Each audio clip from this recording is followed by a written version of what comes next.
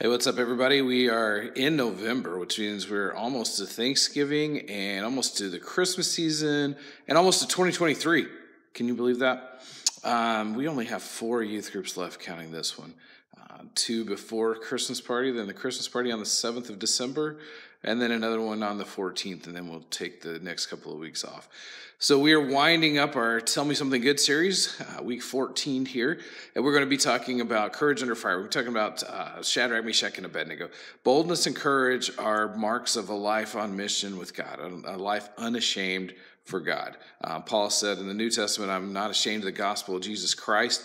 We have some great examples of that this week, and then next we're going to talk about 2 of those in the Old Testament.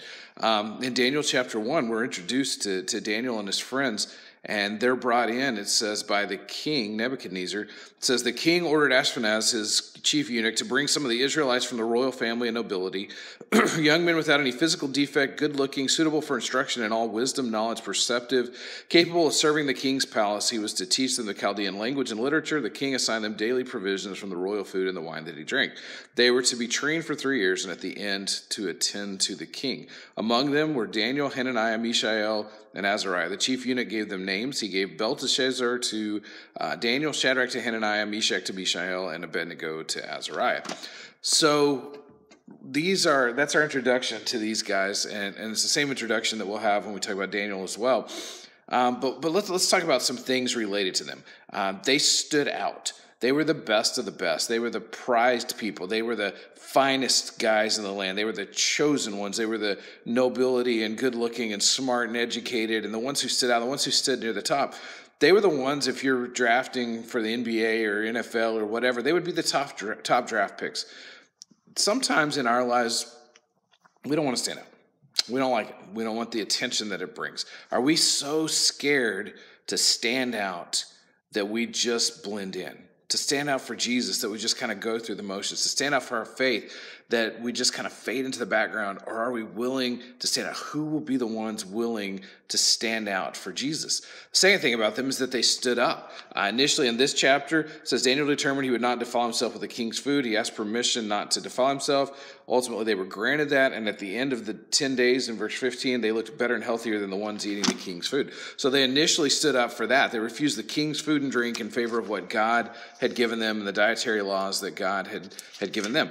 And then over in chapter 3, kind of the crux of this story, and the reason I titled it Courage Under Fire, King Nebuchadnezzar has a golden statue built, this massive 90-foot high, 9 feet wide statue, and when the statue's dedicated, and then every time the music plays or whatever, they're to bow down, fall face down, and worship it, and whoever doesn't do that is going to be thrown into a fiery furnace.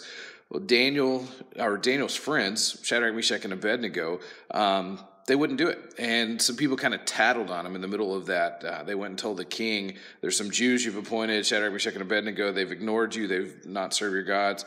Gave them one more chance, and they didn't do it. And so he said, if you don't worship it, you'll immediately be thrown into the furnace of blazing fire. Who is the God who can rescue from my power? They replied to the king, Nebuchadnezzar, we don't need to give you an answer. If the God we serve exists, he can rescue us from the furnace of blazing fire, and he can rescue us from your power, O king. But even if he does not rescue us, we want you to know, as king, we will not serve your gods or worship the gold statue you set up. So the king's upset. He throws them in the fiery furnace, tells them to turn it up, crank it up multiple times beyond that, throws them into the fire. The people who throw him in are killed, and he looks, and all of a sudden there's a 4th person in the fire, and it says it looks like the son of God or the son of the gods. They walked out unscathed. They walked out unscratched. They stood up in chapter 1, which set the tone for the rest of their time. They stood up against what the king was asking them to do. And then in chapter 3, they refused to bow to the king and refused to bow to the idols. They stood boldly against the king, against the crowds, against the laws that went against God. If we're more willing to do this, how different would things be today? They stood out and they stood up. The third thing is they stood together. They were unified. What they did as a team. They did it as a unit. They did it as a group. Like David, when he was willing to take the leap, others followed. When they did that, other people, it changed the culture of the land for a time anyway.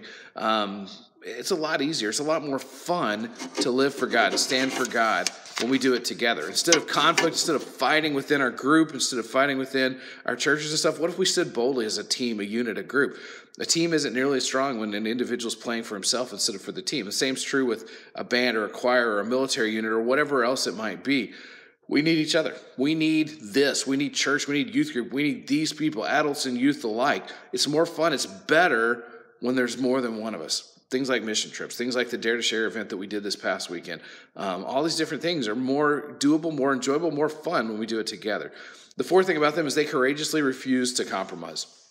They wouldn't compromise for anyone. They wouldn't compromise for anything. If we're not willing to stand firm, we have to ask, is our faith real, or are we just living for whatever? If we back down to fear or compromise or conformity, are we living for ourselves, or are we living for Christ? Do we care more about what others think than about what God says? A lot of times that's the case, unfortunately. Their faith was real, and they're taking huge risks. They courageously refuse to compromise. So in the rest of our time, I want to talk about courage. In Joshua 1, it says, be strong and courageous multiple times. In Joshua 24:15, Joshua says, as for me and my house, we'll serve the Lord. You choose whatever you want, but we're going to serve the Lord. What is courage? First thing is this. It's knowing what's right. To do the right thing, you have to know the right thing. You have to know what's right.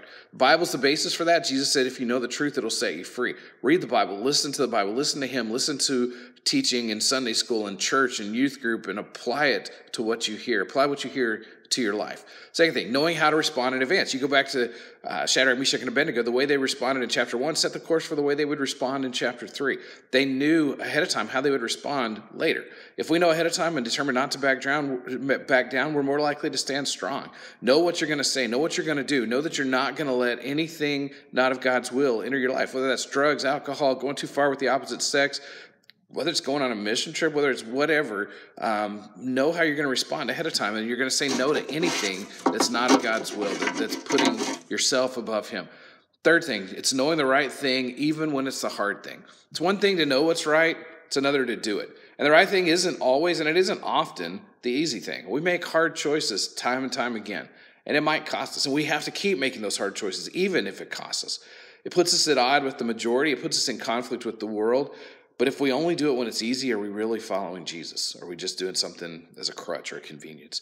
Fourth thing about courage, doing the right thing even when you stand alone. Often doing the right thing means you're going to stand alone. You're going to be the only one. You're going to be a nut job, a weirdo, a freak, a wacko, whatever else. It's worth it even when you're labeled those things. It can be a lonely place, but courage is doing the right thing even if you're doing it alone. The fifth thing about courage, following Christ even when it costs.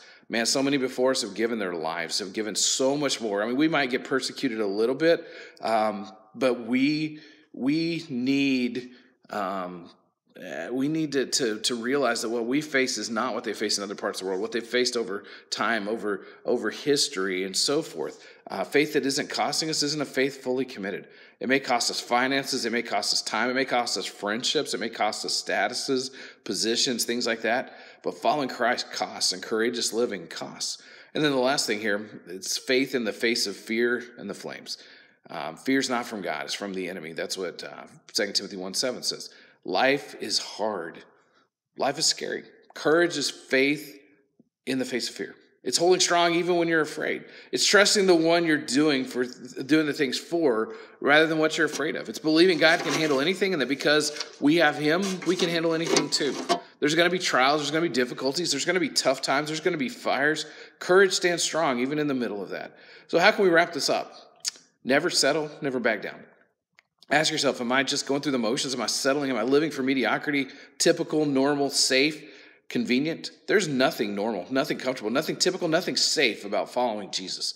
Don't just go through the motions. Don't settle. Don't back down. Don't let up. Keep your foot on the gas. Trust him even when it doesn't make sense. Go all in. Never settle. Never back down. Most of us have good intentions. Most of us really want to live for Jesus. We want to go all in. We want to do more and be more for Jesus, but whatever holds us back. I mean, there might be a lot of different things. Maybe we think we don't know enough. Maybe we think we've made too many mistakes, or we just procrastinate, or we just put it off until later, and then later never comes. If we wait until we're 100% ready, it'll never happen. We'll never move. We'll never act. We'll never do. We'll never follow. God is not a divine concierge. He's not a genie to do whatever we want him to at our bidding. Courage is knowing and doing the right thing, even when it's the hard thing, even when it's standing alone, even when it means it costs. God rewarded Shadrach, Meshach, and Abednego for their boldness and courage and commitment, and he'll do the same for us. So ask yourself, what is holding you back from consistent, courageous commitment, from making Jesus number one? Tonight, that needs to end. Right here, right now, in this place, in front of these people, who will be bold and say, tonight I crossed the line for good. Whatever that means, wherever he leads, whatever it takes, I'm ready. I'm in. I'm in, ready or not, honestly. Fearful or not. Tonight I step across the line. I step forward as a man or woman of courage to live for Jesus in the face of fear, in the face of whatever comes my way in every aspect of my life. Will you be that one? Will you quit fighting God? Will you quit fighting yourself? Will you step into the life that he has for you? Don't wait. Don't hesitate. Don't put it off any longer.